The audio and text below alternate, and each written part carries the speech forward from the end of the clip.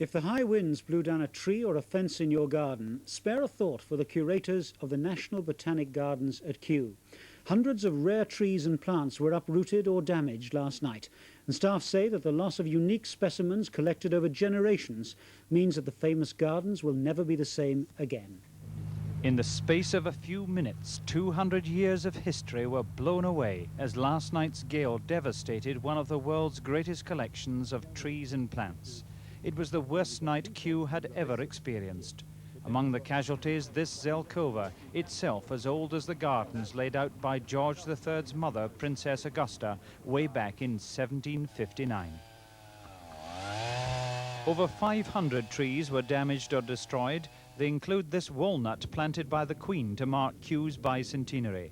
Recent heavy rain contributed to the disaster by saturating the ground and loosening the grip of the roots. So, when the gale came, the trees toppled like dominoes. Many of us just couldn't believe it, and honestly, tears were in many people's eyes because it's lifetime's work devastated in just one night. Aluminium sheets have been arriving to cover the gaping holes in the tropical palm house.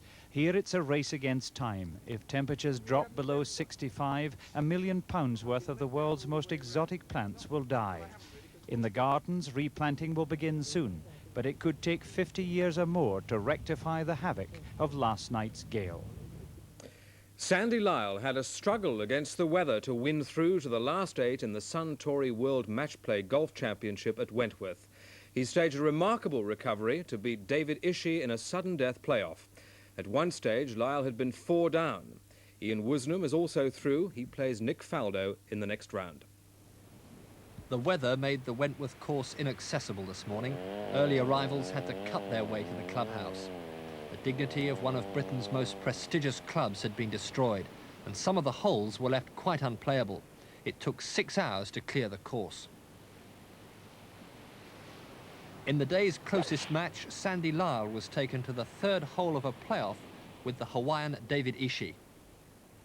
Lyle's second shot had landed under a fallen tree, but he was allowed to move the ball without penalty, and his chip to the green was to retrieve the situation. Good job. He's played a simply magnificent stroke. Lyle had never led in the match until this putt dropped in for a birdie 4. Next, he'll meet the American Larry Mize. The championship itself has been extended by a day, with the final now scheduled for Monday. And now look at the main news again. The worst storms on record have killed 13 people and wrecked hundreds of homes in southern England. 1 million people are still without electricity. The White House has accused Iran of outrageous aggression after the first missile attack on an American-flagged tanker in Kuwait. Our next look at the top stories of the day will be with Donald McCormick on Newsnight on BBC Two. That's at 10:20. This has been the 9 o'clock news. Good night.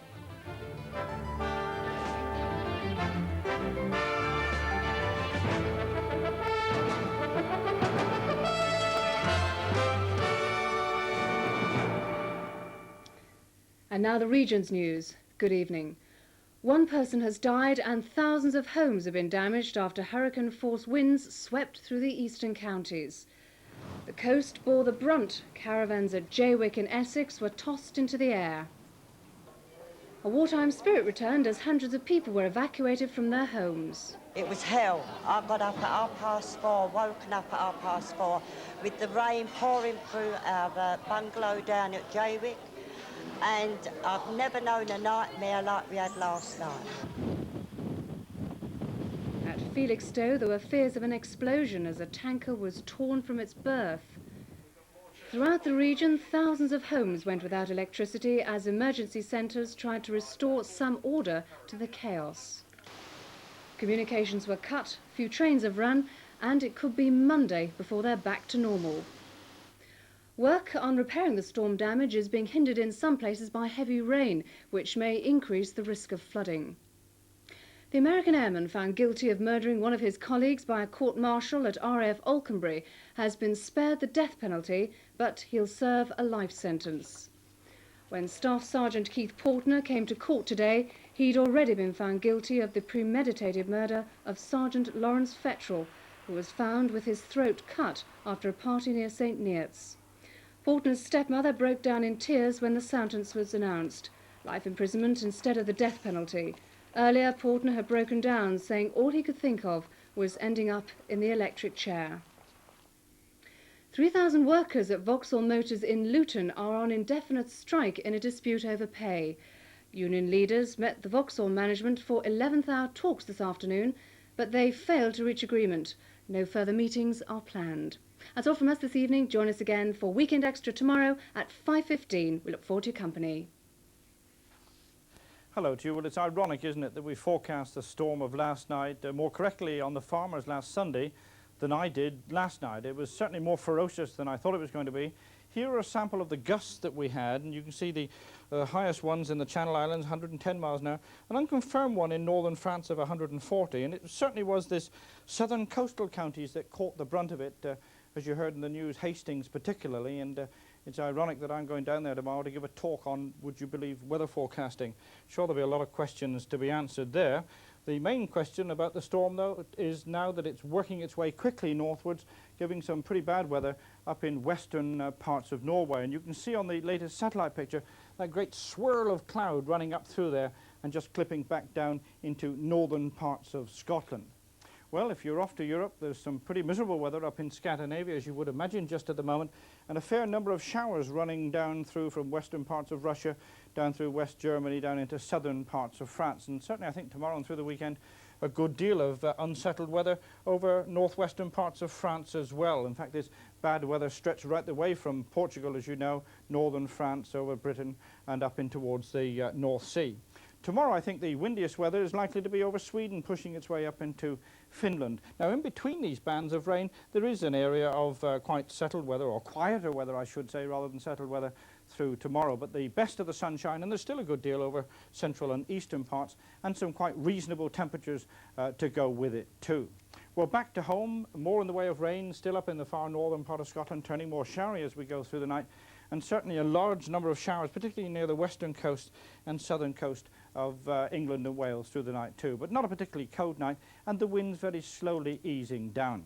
Tomorrow morning then, over many central and eastern parts, a dry start, a bright start with some sunshine, but a fair number of showers from the word go near the western and southern coast. I think there could be a shower almost anywhere through tomorrow.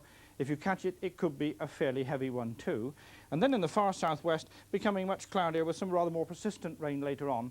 And I think that rain could well be pushing its way across the country as we go through into Sunday. The heaviest of the rain probably over northern and western parts. As far as temperatures are concerned, well, they're going to be very much the same as they have been today, only up to about 15 Celsius at the best, quite a bit colder than that up in the far north, beginning to get windy again in the west. That's it. Bye-bye.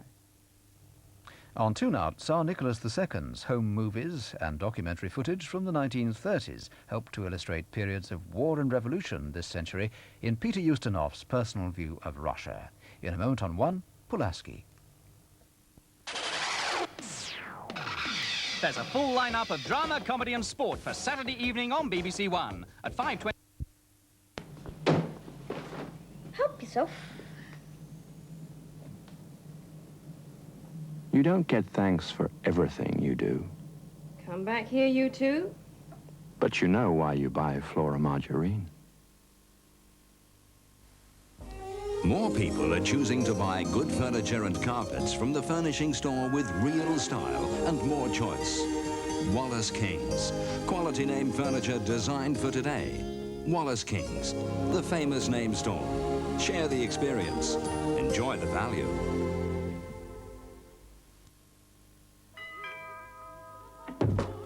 Ah, Peter, here it is, chez moi. Bit small, isn't it? Compact and bijou, Peter, compact and bijou. Oh, not absolutely my first choice. The sunken bath clinched it.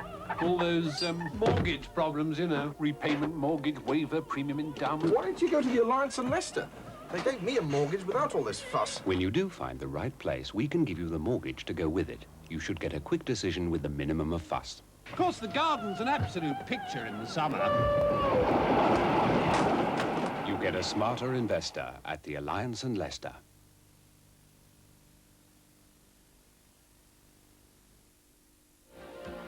Will Jim Muir become the first Scottish bowler for over 4 years to win a major indoor title? Muir, the man who knocked out reigning champion David Corkill, plays in the first Super Bowl semi-final tonight. His opponent, John Price of Wales, who's bowled immaculately so far, particularly in the second round against the world indoor champion Tony Alcock. The first semi-final on ITV tonight.